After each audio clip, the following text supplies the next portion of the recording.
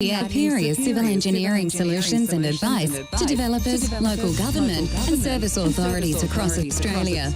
Lanco Group is known for delivering sustainable, efficient solutions. By working closely with clients, Lanco Group is able to meet the complex infrastructure requirements for residential, commercial and industrial developments on time, on budget.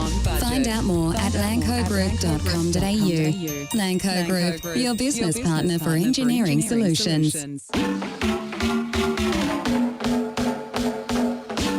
lays it off to Laser Police.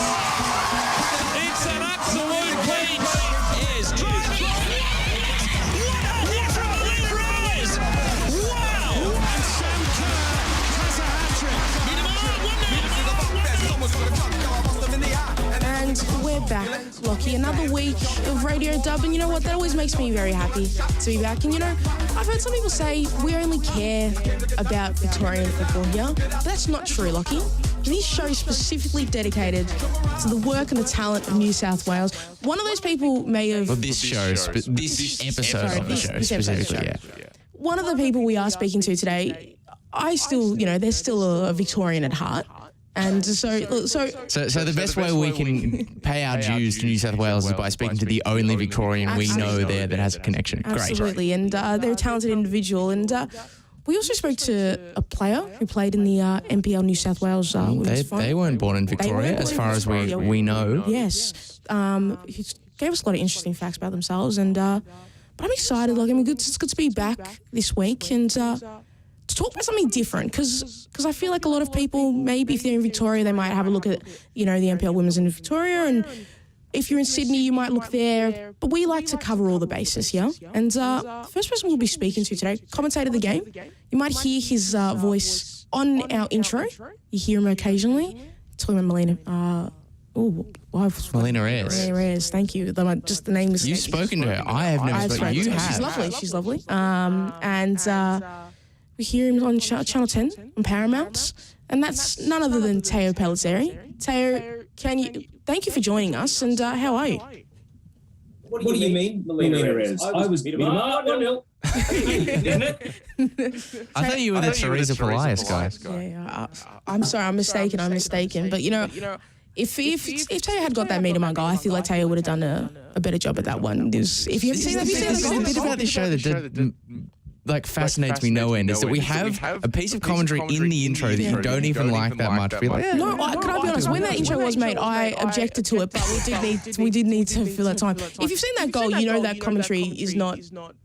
That goal deserves a little bit... I always assumed it was a penalty. So. No, it was a sensation. Teo, it was a sensational goal, was it not? I'm sure it was, but hey, you know, it's your intro. It was. Maybe we need to fix it. But Teo, you were commentating that the final between Macarthur Rams and the Northern Tigers. First of all, how did you find the game? And you know, can you take us through it? Well, I actually said after 90 minutes in the gap between full time and the start of extra time that to be remembered as a great grand final, it probably needed a goal. Because nil draws don't live long in the memory. And unfortunately, I think the Spectacle deserved a goal. But if not for the performance of Morgan Aquino, then we would have had many goals. It would have been quite a one-sided game, and it may not have lived long in the memory other than for the winners, Macarthur, for very different reasons. But we went to a penalty shootout, and I think that it would have been highway robbery had the Northern Tigers found a way to do it. They did get better as the game went on, and Bracefield, who very generously drove from Canberra to Sydney and back to commentate the game with me. I asked her during extra time, should the Northern Tigers take the risk of taking Malia Steinmetz out of the centre of defence, pushing her up the park, try to win it rather than settle for the lottery of penalty kicks. And Grace was of the opinion that Northern Tigers were starting to take over the game and didn't need to take that sort of a risk. But ultimately, they might be kicking themselves that they survived a barrage of chances and then didn't maybe do enough to try and win it without simply settling for a penalty shootout at the end of the game. But look, it was an entertaining day. The crowd was pretty modest at kickoff, but actually built up quite significantly, in seats that were empty at kickoff were full by sort of the end of the first half. And, you know, beautiful weather, a really good day out. And I think Macarthur, a deserving champion, given that third and fourth beat first and second in the semi-finals. And it really was two of the maybe less heralded teams in terms of name recognition that ended up squaring off in the decider. Indeed, and all of that culminated in what was a pretty exciting penalty shootout. I mean, you can tell it's a good penalty shootout when you have a particular penalty that somehow manages to smack off both posts. I mean, tell us about the craziness of that shootout, because I know Pokuah was furiously messaging me during that penalty shootout, being like, "What is happening?" It's got to be the penalty shootout, just the best piece of sporting drama. Like for me, there is just no contest. Nothing grips me more than a penalty shootout, and this one, Teo, I thought was no exception. Yeah, and I've never been a disliker of penalty shootouts. Often in games that go to extra time, you almost feel owed a penalty shootout for having gone the extra 30 minutes. But I actually do think that maybe it would have been more fitting had the game had a goal to remember it by, rather than a penalty getting saved. I think it's pretty rough justice for Abby Green, who ultimately took the penalty that Sham Kharma saved to win Macarthur the championship. You talk about Madison McComiskey's penalty that hit both posts. It was one of those hair-raising moments, but it's not just that it hit both posts. It's that the ball, as it sort of bounced across the goal line, reared up unexpectedly off the paint of the goal into the other post on its way in. And amongst the twists and turns, we had Kylie Ledbrook, former Matilda, former Olympian and World Cup player for the national team, and a very long time W League era player for Sydney FC. She stepped up to take her last kick before retiring, and it got saved. So she ends up on the winning team, but goes out, perhaps grateful to her teammates for pulling through and saving the day in that shootout. But even though Morgan Aquino was the hot hand during the game, she did only save the one penalty in the shootout, converted her own spot kick as well, going as taker number 5, but ultimately ended up as the best on-ground medalist in the losing team. When Morgan Aquino stepped up to take that penalty, I was so anxious because I have this expectation when goalkeepers come up, I feel like they should be number 10 or number 11, and I get very anxious about them. But she took that penalty quite well. Teo, overall in that game, she was exceptional. But is that something that you should come to expect from her throughout this season, or is that kind of like a once in a blue moon kind of a performance? Well, these are the highs and lows of her career. You might remember when she was at the Brisbane Roar, there was a Thursday night game. I can't remember who it was against because I wasn't commentating it myself, but she was out of this world, making some incredible saves in that game too. And she's bounced around. She's from WA, had gone to Brisbane and didn't quite work out there. And now going back to Perth, but Sarah Langman is also there, so they've got a genuine competition between two goalkeepers that could probably quite capably be a number 1, but are they sort of like a 90% of the way to being a number 1 rather than an unquestioned number 1, and that means they'll have a genuine battle. So it would be kind of a shame if Sarah Langman has a healthy and well-performed season. That won't be the last time we see Morgan Aquino until next NPL season, which seems kind of wild, given the league is getting a team bigger. And we're also going to have a number of foreign goalkeepers, particularly from America, coming over to play in the A-League Women's this summer. Well, Morgan was obviously one of a number of A-League Women's contracted players who featured not just throughout the New South Wales NPL season, which we know is the sort of the mecca, I guess, of off-season for A-League Women's players, but plenty of them playing in this grand final. Were there any of those, other than Morgan, obviously, because she's the one who's taken all the headlines, who really stood out to you in this game? Not really. I think the most attractive thing about this grand final was it was a battle of fringe players and the unproven. The vast majority of players with A-League Women's experience that played in the grand final had 20 appearances or less. So we're talking 2 or 3 seasons in the system and not established first-team players, the likes of Izzy Gomez for Northern Tigers, who's played for Wanderers, didn't work out there, has now gone to Wellington Phoenix for another chance. Bethany Gordon, who you're getting on this show, has been to Canberra and Newcastle, has been released from Newcastle, and her next club that she'll wander over to is just around the corner. And then someone even like a Paddy Charalambous, who has always been from New South Wales, but could only get an opportunity, only ever get an opportunity in Western Australia with the Perth Glory in a couple of different stints. I mean, so they're players that also had something to prove because they've never been first choice or household names in the A-League Women's when they've been there. They've always been trying to prove themselves. And I think it was also a story of those on the outside that are still trying to get a contract. I mean, we mentioned Madison McComiskey. This is someone who's been in college for the last couple of years in the United States, but is tall, is clearly athletic, has a good leap, knows how to read the ball in the air for a centre-back, which is priceless. And I'm a bit of a loss as to how she hasn't been announced or signed by someone yet. It seems as though in a position where we are particularly short on Australian talent. Someone like Madison McConaughey would be a godsend for their team. And if you're kind of looking at the league expanding, we've got Central Coast coming in next year, I don't see why someone like a Laura Murtagh, who plays as a winger for the Macarthur Rams, or someone like a Beth Bernardi, who's a central midfielder kind of box-to-box for the Northern Tigers, why they won't be getting a look, even if they are in sort of their mid-20s and they're no longer young prospects coming through. And then for Teo, like in terms of the NPL New South Wales, people don't like particularly watch it as often. Do you think a big strength of it is that sides like Macarthur and the Northern Tigers are able to win the league when you've got a lot of these other teams like Sydney Olympic just who are got heaps and heaps of A-League women's talent in their squads?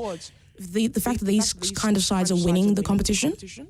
Well, I think the main thing you notice about Football New South Wales is it is just an adult league. There are so many more players playing into their mid-20s.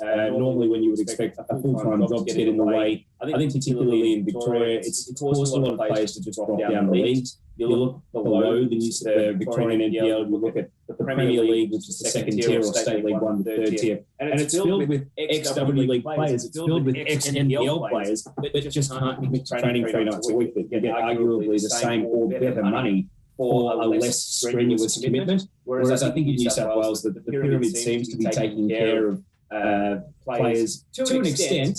I mean, there's no scientific or data evidence for me to back this up, other than simply you go to a game and the teams are just older. There are so many fewer children, really, players under the age of 18, that are regularly starting in this league. So plenty of kids come off the bench, and a lot of teams have their squad depth tested during the course of the year. But I think the standard is just the result of players are retained for longer. And just the other day, I was shocked to find out that Laura Speranovic is only 30. And in this grand final, we had Lena Karmas, who's my age, sort of 34, 35, and Kylie Ledbrook, who's similar, still playing in the veteran years of their careers. And that's just such a rarity to see down in the Victorian NPL. So whether it's the money, the environment, whether it's just the culture of the clubs, it's able to retain players for longer. And I think that speaks to why the standard is so good, because it's harder for young players to break in, but also it retains good players for a lot longer. And in terms of those kinds of players that have played through this season, who are kind of the standouts that we will continue to see their faces as we head into this A-League women's season? Look, I think there's been some good prospects who've popped up for a game here or there, but as far as like a whole season worth of performance, Claudia Chico from NPL Leichhardt only recently turned 18. She was a Western Sydney Wanderers train-on last season, but my mail is she hasn't been retained by Wanderers. So I don't want to steal the thunder of the club that's going to announce them. I wouldn't want to mix their press release when they do send it out. But I do think that she'll be a bit of a revelation, and she'll be one of those players that when we see her, everyone's going to say, oh, wait a minute, how did she slip under our nose? And maybe it's my fault for watching the games, I don't know. And then there's another player here who won the gold medal, Rola Badalia. Her backstory is she's an American, went to Italy to play for Roma, so she played in a top league, and she moved to Australia because I believe her boyfriend/partner is a water polo player for Sydney University. I think that was the backstory. And she finished only 2 goals behind Shay Connors in the Golden Boot race and ended up winning the gold medal. So even though she would count as a foreign player, her performances over the course of the entire season, sort of both-footed, scored, I think, 13 for the season, 8 on the left, and then that'd be 5 on the right. From outside the box, the ability to combine with Polly Caspers, who scored 10 goals of her own for Sydney Uni. She was a standout for sure and a deserved medalist. And just on Caspers, she was coming back from an ACL last summer at Canberra United, so scored only the 1 goal. I don't think started a game, only played as a super sub. This summer, she's one to watch who's going to explode, but again, she hasn't actually announced what club she's going to. All I do know is that Canberra won't be retaining her where she was last season.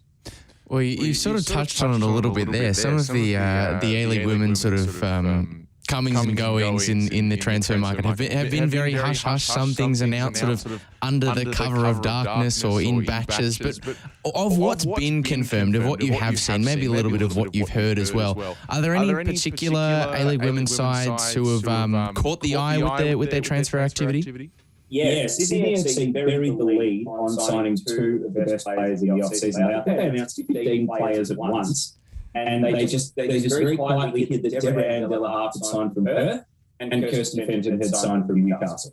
And it's like, okay, these 2 players definitely deserve a bit of shine here because they've lost Ellie Green to Norway, they've lost Jessica Nash to Victory, so they had a couple of gaps in their defence that needed to be filled. Kirsten Fenton is someone who I've sung the praises on the National Curriculum podcast or on my own social media, where the Under-20 Women's World Cup was on. I think she's a sensation. I really do think she could be in the national team, the senior national team right now, due to the level of talent and dynamism that she has. And for Newcastle to let someone, a homegrown local that's lived in Newcastle all her life, to let her walk, I'm bewildered. And Newcastle, are they trying to compete? What you want is to compete and to win. And the way you compete and win is every year you stop volunteering your best players to Sydney FC.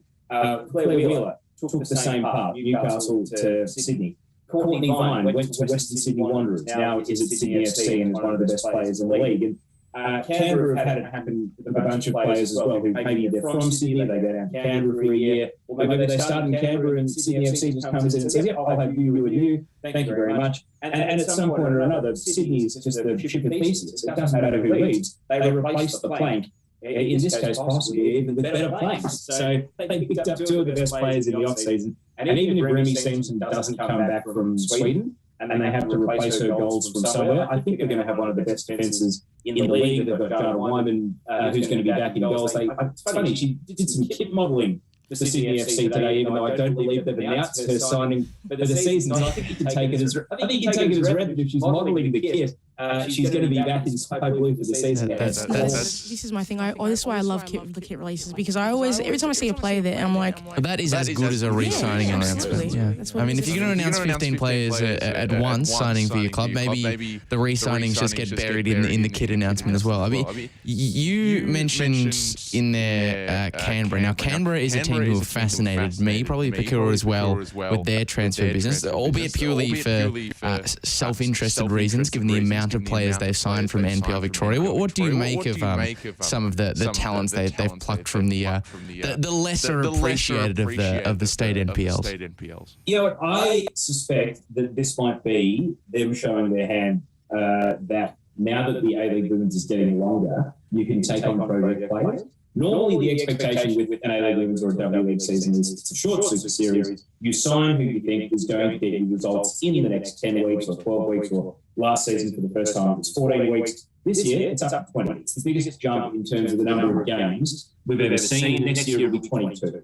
And the expectation is that A-League Women's is now going to become the primary football home of these players, as opposed to a short series over summer, and then their primary football home is the NPL. So when I see an Emily Roach or a Holly Murray signing for Canberra United, I think this is a multi-year development project for those players, as opposed to go out and win us something right now. Negos Popovic is, I'm sure you'll have him on for an interview at some point. He's a fascinating guy. He's a lovely man. He's kind of a genuine statesman of the game.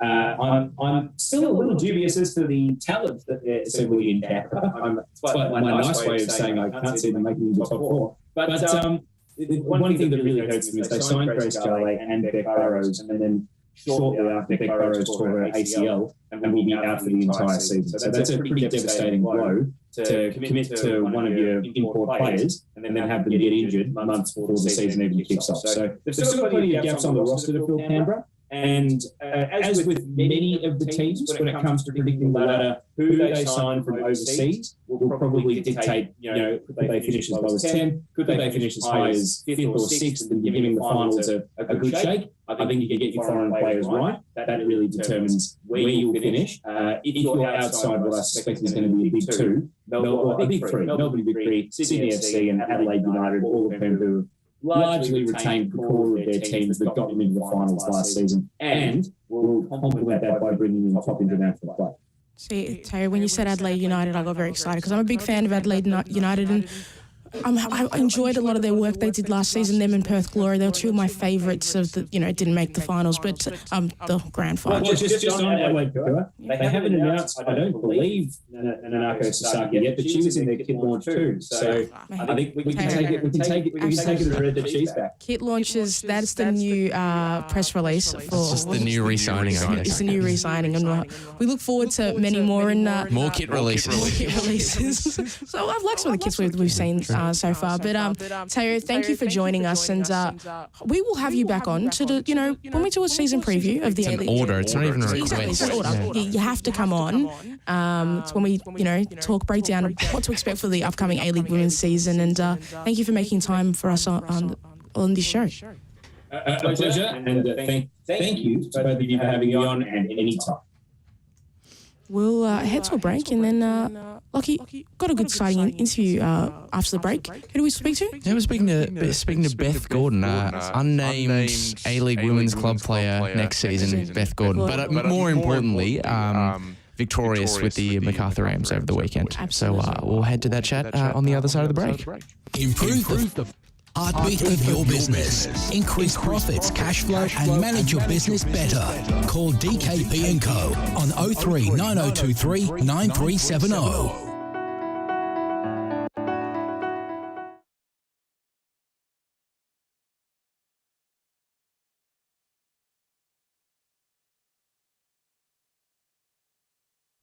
Improve the financial heartbeat of your business. Increase profits, cash flow, and manage your business better. Call DKP & Co. on 03 9023 9370.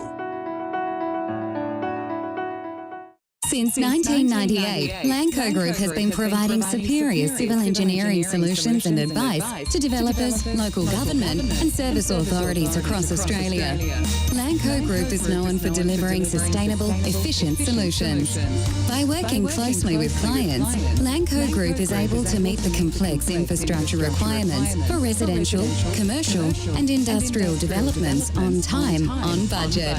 Find out more at lancogroup.com.au. Lanco Group, your business partner for engineering solutions.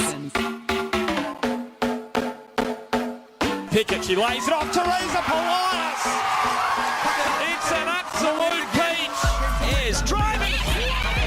What a hit from Melina Reyes. Wow. And Sam Kerr has a hat-trick. Meet him up, 1-0. Welcome back to Radio Dub, our New South Wales NPL Grand Final edition. We're continuing our renationalisation parcours of Radio Dub. It's been a Victorian-centric program as the A-League Women's has been in its off-season, but we're slowly broadening our horizons, and what better way to do that than to continue the review of the Grand Final, which saw a dramatic penalty shootout win for the Macarthur Rams. Pokuah, you were furiously messaging me as this game was going on, like, wow, this penalty shootout is incredible. How did you enjoy your taste of NPL football up in New South Wales? Lucky, I was stressed. I was feeling like, what's going on? What have I like? I haven't watched enough games this year, but it was a fantastic final. I really, really enjoyed it. And we saw some really clutch penalties, and that bounce off the two posts. I had to pause my TV. I'm serious. I had to pause. I didn't know what was going on. I didn't know if it was in, didn't know it was out, but it was a lot of fun. I really enjoyed it. And but nobody can ever say Radio Dub, we don't go across the states, because we do, Lachie. No, there's some people who say that there's like this Victorian, New South Wales, like Cold War going on. We both hate each other. Not on this program. We give voice to both sides of the two states and of the victorious members of that grand final side. And I think who better to turn to than the person who was responsible for getting Macarthur Rams into the grand final with an extra time goal. I speak none other than Beth Gordon, who joins us now. Beth, welcome to Radio Dub. Pleasure to have you. Thank you for having me. I'm very excited to have a chat about all things NPL, A-League and anything else. See, Beth, we discussed this, but I just want to be, for the public, for everybody to know, Beth, how old are you? Just wanted to set the record straight one time. I am 22, just turned over a month ago, 22 years old, born in 2000. I'm not 23, I'm not 24 or any other age, just 22. Okay, easy. That works. Lucky we've got it. We've got the big key question out the way. Yeah, were you aware, Beth, that there are so many like different websites and like stats areas that just seem to be really confused about your age? Like you're some sort of like Benjamin Button figure or something. I was confused as well because I always thought I was born in 2000, but some people listed me in 97. So yeah, I was as confused as everyone else. Now, Beth, 22, you just won the NPL title in New South Wales. What was that like, with your team? What was the celebrations like? What was the lead up like all the whole week? Oh, the lead up was great. It was pretty much the same all year. The goal was the same for every single player and staff member that was involved. Everyone really had the same end goal, which was to win a trophy. Obviously, everyone wants to go out and win a premiership, but when that wasn't looking like happening, the grand final was obviously the next step. So for us to get that trophy at the end of it was, not really anything you can describe. It was obviously a great moment to, once you've envisioned it, to actually go out and take it home with everyone that you've done all the hard work with all year. So, yeah. Well, we will talk more about the nuts and bolts of the actual grand final itself, but I do want to go one step back to the semis because you did make it to extra time against RP, and I've already mentioned it, so I've got to ask you about it again. The winning goal in extra time, scored by none other than yours truly, Beth Gordon. I mean, take us through what was going through your mind in that moment, because it wasn't like a scrappy extra time goal to like save the day, people falling over themselves to get it in. It was a pure hit from the edge of the box. So what was going through your mind on that day at Lambert Park? Oh, I mean, that game all up was pretty big for us as a squad. We'd obviously lost both round games to Apia, so coming into that final, we were coming off a good run, so we really wanted to showcase that didn't matter who we were coming up against. Yes, we'd had 2 losses against them during the season, but we could come out and put our best foot forward and take home the points and make that grand final. So throughout that game, I think the team really just continued that lift that we'd had the past few weeks and put everything into it. And then in that moment, after going through, I think it was 110 minutes, I think it was just like, it's now or never. You got to take your chances. I think we had other chances in the games from other players and different build-ups where we could have taken the points, but for us to get it in that 110th minute in extra time after all the hard work and effort that the girls had put in, I think I just went for it. It wasn't something I don't do a lot. I mean, at training, those are positions that I'm shooting from. Obviously, as a midfielder, an 8 box-to-box midfielder, you really do try and make those opportunities count. So, I think I just took the opportunity and that one went in. No, absolutely more than entitled based on what happened to have bought a ticket and ultimately won the raffle. But I can imagine it would have been particularly satisfying to get a result against that Apia side as well, like a really star-studded, like strong 11 on paper. You've mentioned the head-to-head results, but over the course of this, like the back half of the season, you guys have been one of the strongest performing teams. I think you only lost 2 games or something like that after July, and that's taken you through all the way to a grand final win. I mean, what was the secret to that sort of barnstorming back end of the season? I mean, I don't think it should be a secret. I think it's just every single person in the squad, not just in first grade, but reserve grade as well. And even the 18 sitting up as well. So every single person getting in there together and training every session and putting in the effort together is really what got us there. No one really turned away for a second. Everyone always had their mind on the goal. And I think we just continued to build and build and build even till the last training session. We had every single reserve grader there pushing us on to get the trophy. So that was really it. It was just a common goal and everyone's drive to reach it. Is the benefit of not maybe like finishing the top of the table when the finals start that you guys are just the Hunters and there's no extra pressure because the pressure's all on that team above you? Yeah, I think if you look, I mean, some people wouldn't have looked, but there's a few punters out there. They would have seen almost every week we were pretty much the underdogs. We were underrated for a while. And yeah, I mean, there was never really any pressure for us to go out and win other than ourselves putting on the expectation that we can win. So for us to come into the finals, there was nothing to lose. There was only ourselves to impress ourselves with where we could get to. So that was what we were reaching for. And yeah, I think that did come down to the fact that nobody did think that we were the top of the top because we didn't finish first. But yeah, I think we came a long way with ourselves believing that we could be there. Is that something for you as a footballer? Is that something you enjoy, that people maybe doubt you and then you go out there and, you know, outshine what their expectations of you are?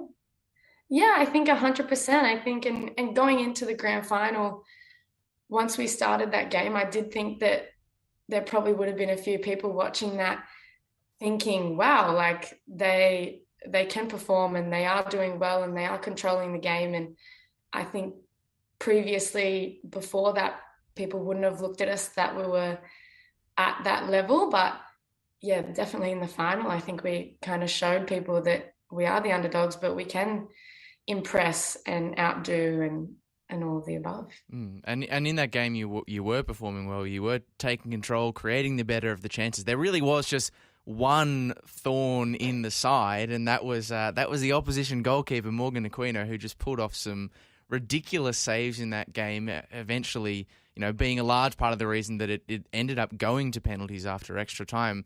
Were you starting to wonder, are we ever going to be able to actually beat her on the day? Look, Morgan was great. She did kind of keep them in the game. I think we created more than enough chances to win that game in the 90. Not that Tigers weren't in the game. I think towards the back end, they did have some runaway chances that they could have pinned us back and taken the points. But overall, I think we did control the game. I think if we slot our finishing in a bit better, then maybe Morgan doesn't get to them. But I think, yeah, she was a really big part in them pushing the game to penalties, yeah. Does the win get a little bit sweeter? Just a little bit after, you know, all that, the struggles that you've had in the 120 minutes before, that doesn't matter. We still got there at the end of the day, even with her having those incredible saves. Yeah, I think, well, for us going to penalties, we weren't worried. We'd practice penalties, obviously, the few weeks before that. Every session we were coming in confident. Obviously, we didn't want to get there, but getting there, we knew that we were confident. Every single player that was going to take a penalty knew what they wanted to do. I think we probably had a few people on our side above when Macca hit both posts. I think at that point we probably got a boost and Tigers probably put their heads down a little bit. But yeah, it definitely was sweet knowing that we did go the hard yards. We played the 120 minutes the week before to get there, 120 minutes again in the final, and then we finished it off with the penalties. On one of those successful penalties, obviously, was yours. Tell us about the approach, walking up to a penalty shootout. You know, the chance to score for your side in such a crucial moment.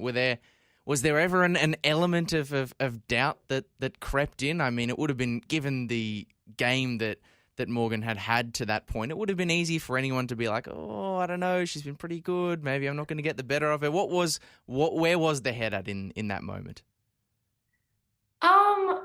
I've taken a few penalties in my life, so I feel like I have a pretty sturdy head with where I know that what I'm going to do in a penalty. I know that you have to be confident in yourself. It should be an easy task. Obviously, pressure makes it a little bit less easy, but yeah, I think I was walking out confident. I knew where I wanted to put the ball, and yeah, you just need to sell it and hope that Morgan follows your lead. I mean, I wasn't casting any doubts about your credentials. It looked like a comfortable and confident penalty. That's for sure. Now, the other person I wanted to ask about in all of this, she didn't score in the penalty shootout, but she did get the grand final win with her side in her sort of swan song game, and that is Kylie Ledbrook. What has she meant to this team and to women's football in general, and how happy were you for her to get that grand final glory on the final day? Oh, I think Kylie, she's done obviously a lot in women's football. She's done a lot for Rams as a club. I think me joining Rams a couple of years ago, the goal for me was to go out and enjoy my football. And I think knowing that I could play alongside such prestigious players as Kylie Ledbrook, Lena Karmas, a few of the others as well, for me, knowing that I was a part of that journey of hers and knowing that I was a part of that grand final win to send her off, it made it all the worthwhile, all the efforts, just 10 times better to know that she got the send-off that she deserved. So you've played in some big games now. If I get this wrong, I do blame the internet because I thought I've done some research. Mm-hmm. AFC Under-19s Women's Championship, China, 2017. Yes. AFF Under-20s Women's Championship, Indonesia, 2018.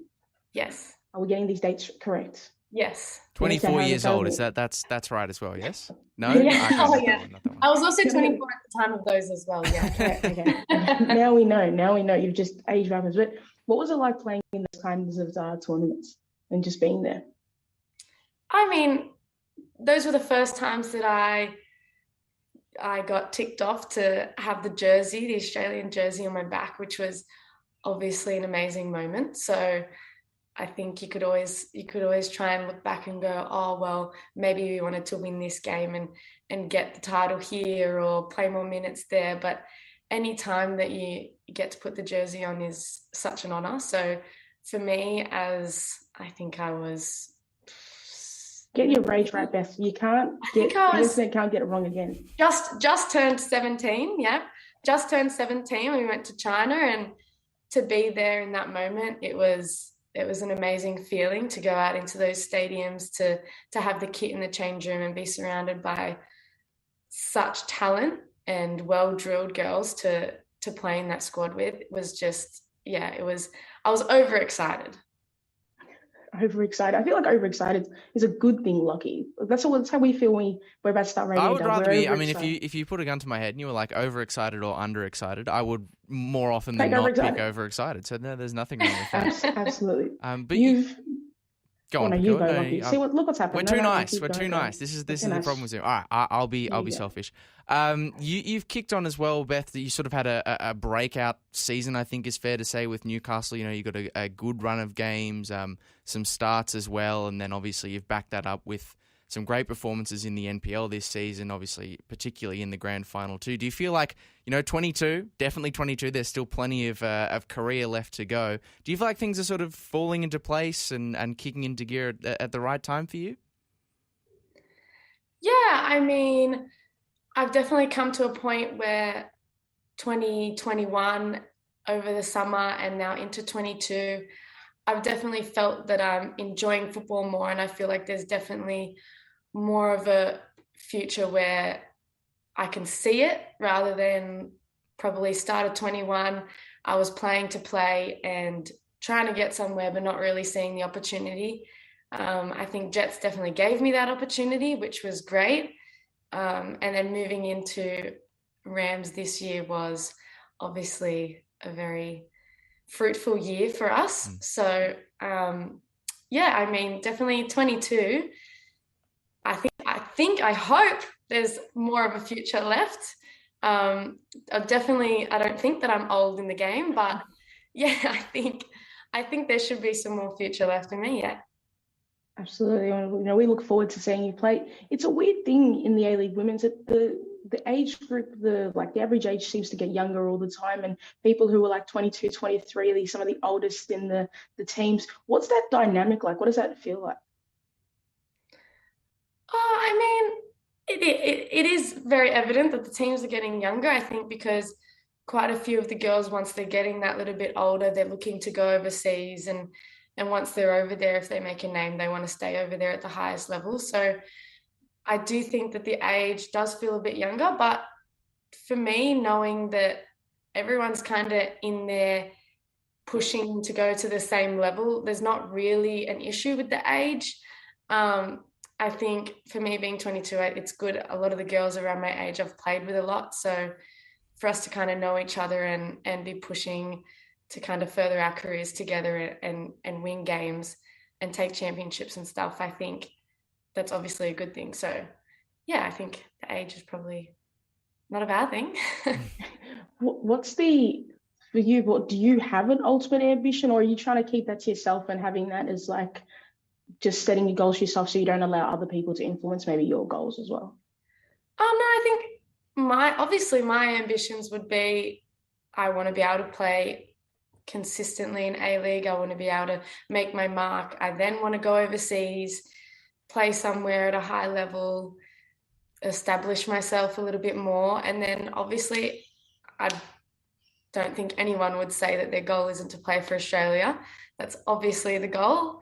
That would be the highest honour that you can achieve. So yeah, I don't think anyone else is going to change my mind over those goals. And that's it, really. I feel like they're good goals. Lachie, would you not say? Yeah, I mean, they're probably good goals for you. Are they good goals for Pokuah and I? You know, probably not, in the sense they're probably not realistic, but they are. No, they're fundamentally good goals. I did want to ask just a little bit more about that season with Newcastle. Obviously, getting the amount of game time as you did compared to sort of previous years. Was there a sort of biggest lesson of that season that you took out of that time? Was there something that really you took on board as a result of getting those kind of extra minutes playing against some some serious talents in the comp? I mean, really the biggest thing I took was just to take every opportunity you get. So obviously I got my opportunity in round 1 against Sydney. That opportunity only lasted roughly 27 minutes until I did my MCL. So that was obviously not the opportunity that I thought it was going to turn out to be. But 6 weeks later, I got another opportunity and I started my next game. And then I kind of just went on from there. So to be in and around that environment and to put the effort in and then to be given those opportunities, that's, probably the biggest thing I'd take from that is just when it comes, take it, because it could potentially be gone for 6 weeks. And then, you have to get back in. So every opportunity you have to take. That's what I took from that. Well, see, it sounds like your dog is very eager for you to be back playing A-League Women's because they are having a field day out there. Yeah, I mean, someone's obviously doing the lawns or something because she's getting a bit excited. Well, yeah. Beth, obviously, predominantly both eyes on what's to come, the potential seasons ahead, but tomorrow as well. We do like to, on this program, we like to talk about the players. We like to dip into the lifestyle, the actual person themselves as well. And obviously tomorrow, we nearly got in the way of the Rams' end of season presentation, the end of season celebration. Are there any important details we need to know about tomorrow? Is there, like, Pokuah wants to know, is there a dress code? Is there some sort of setup? Who's the person you want to be spending the most time with? Tell us about it. There's definitely a dress code. There always is. There'll probably be some photos of the dress code, probably the dress code only, flying around. So our dress code is actually anything that starts with an M for Macarthur. Okay. But there's also anything that starts with an R or an L for Rob Laws, the main man of the club, who's actually leaving at the end of this season, obviously. So anything that starts with an M, an R, or an L is our go-to costume outfit pickings. Lachie, I'll be honest with you. When you said M, Beth, I said Minions. That's all I could think of.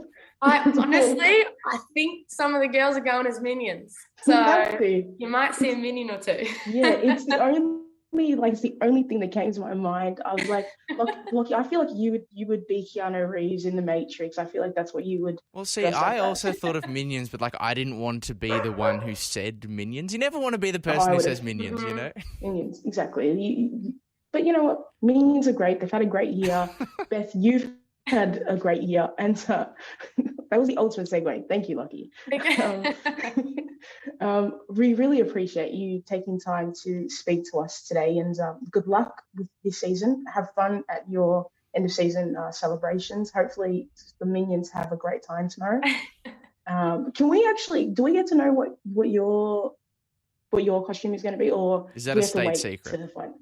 Yes, I say secret. Look, I would say it is a secret, but it actually doesn't exist yet. I have how many hours left in the day to figure it out. So okay. Wish me luck on that.